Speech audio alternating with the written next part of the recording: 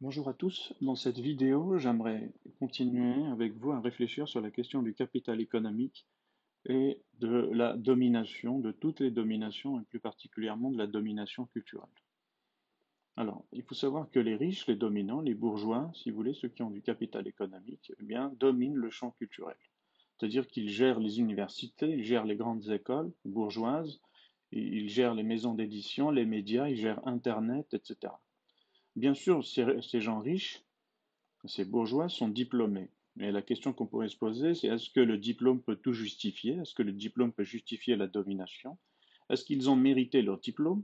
Ou bien est-ce qu'ils ont hérité leurs connaissances, leur savoir et leur capital de leur famille?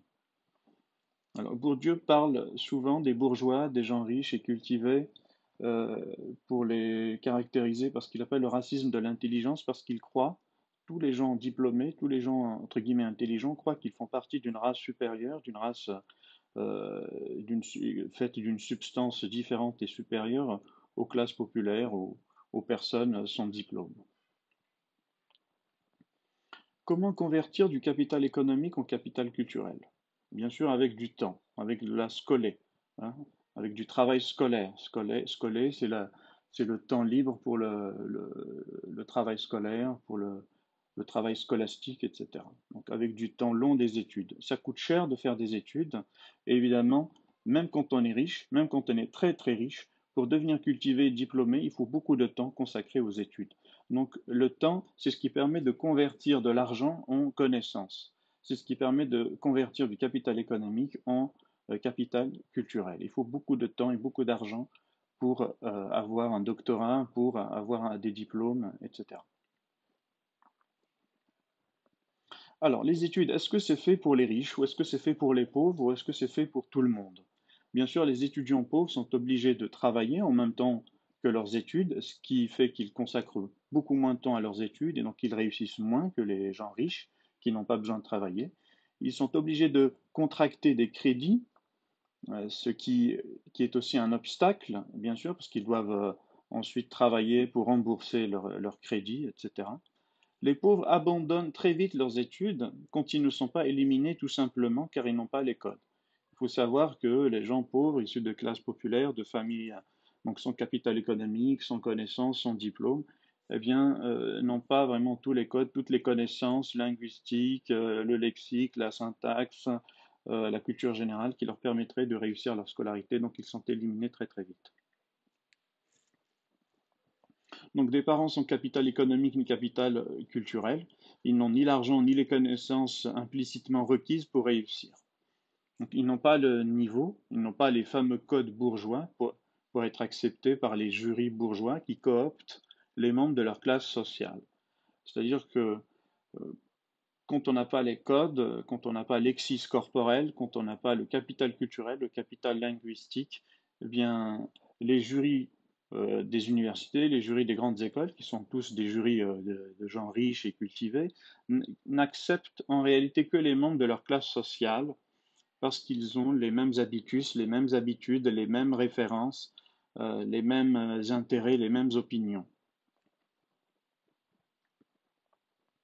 Historiquement, la bourgeoisie aussi a eu besoin, bien sûr, d'ouvriers pour ses usines et de soldats pour ses guerres, de maisons closes aussi. Je parlerai dans une autre vidéo de la domination sexuelle des riches. Les riches dominent le marché sexuel.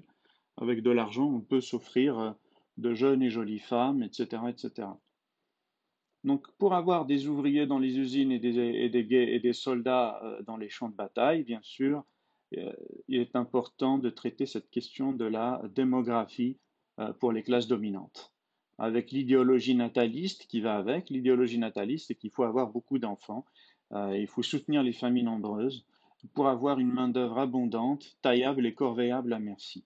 Plus il y a de monde, plus il y a de naissances, mieux c'est pour les dominants, pour les capitalistes, pour les bourgeois. Ils ont besoin d'avoir de la main-d'œuvre, une armée de réserve industrielle, c'est-à-dire des chômeurs en surnombre, prêts à travailler à n'importe quel prix, ce qui permet de faire baisser bien sûr les salaires, etc.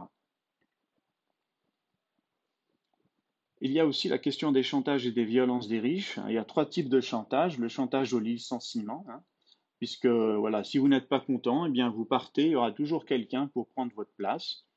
Le chantage aussi à l'immigration ou bien l'exploitation de l'immigration, c'est-à-dire que dans les années 50, on allait tout simplement chercher des paysans arabes ou des paysans noirs illettrés, robustes, donc on les choisissait vraiment bien, bien forts physiquement et faciles à exploiter parce qu'ils ne connaissaient malheureusement rien au capitalisme, rien euh, à l'exploitation, ils ne connaissaient rien au monde occidental, donc ils étaient faciles à isoler du reste de la société et à exploiter. Troisième chantage, la délocalisation avec les machines et le savoir-faire, bien sûr, pour aller exploiter des paysans et des ouvriers chinois, avec ce qui s'ensuit comme le dumping social, puisque les salaires, bien sûr, des ouvriers chinois sont beaucoup plus bas que les ouvriers occidentaux. Un dumping fiscal, puisque les industriels, les entreprises payent beaucoup moins d'impôts en Chine qu'en Occident, et un dumping environnemental, puisqu'elles ne respectent pas vraiment les normes environnementales, le respect de certaines règles, etc. Bien sûr, le capital économique donne du pouvoir pas seulement sur l'espace, puisqu'on peut voyager un peu partout dans le monde, ou du pouvoir sur le temps, puisque quand on a de l'argent, on a beaucoup de temps libre. Il donne donc du pouvoir sur les autres, et notamment sur les classes populaires. On exploite économiquement à l'usine et militairement sur le champ de bataille les classes populaires. Après la défaite de Sedan, donc ça c'est un point de vue historique si vous voulez, un détail historique mais qui a son importance. Après la défaite de Sedan en 1871, la bourgeoisie nationaliste, revancharde, voulait prendre sa revanche sur l'Allemagne. Ça nous donnera, pour aller vite, les deux guerres mondiales avec les bourgeoisies nationales aux intérêts divergents qui mettent le monde à feu et à sang. Donc chaque bourgeoisie veut avoir son empire en Afrique et en se partageant le monde, en se partageant les ressources naturelles, eh bien, elles se confrontent les unes aux autres dans des guerres sanglantes. Il y a une phrase d'Anatole France qui est magnifique à propos des guerres mondiales. On croit mourir pour la patrie, on meurt pour des industriels.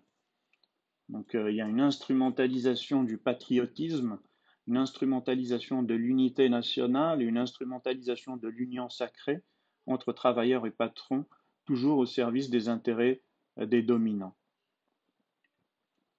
Merci pour votre attention. N'hésitez pas à liker, à vous abonner. Et si vous n'êtes pas d'accord, surtout dites-le moi en commentaire.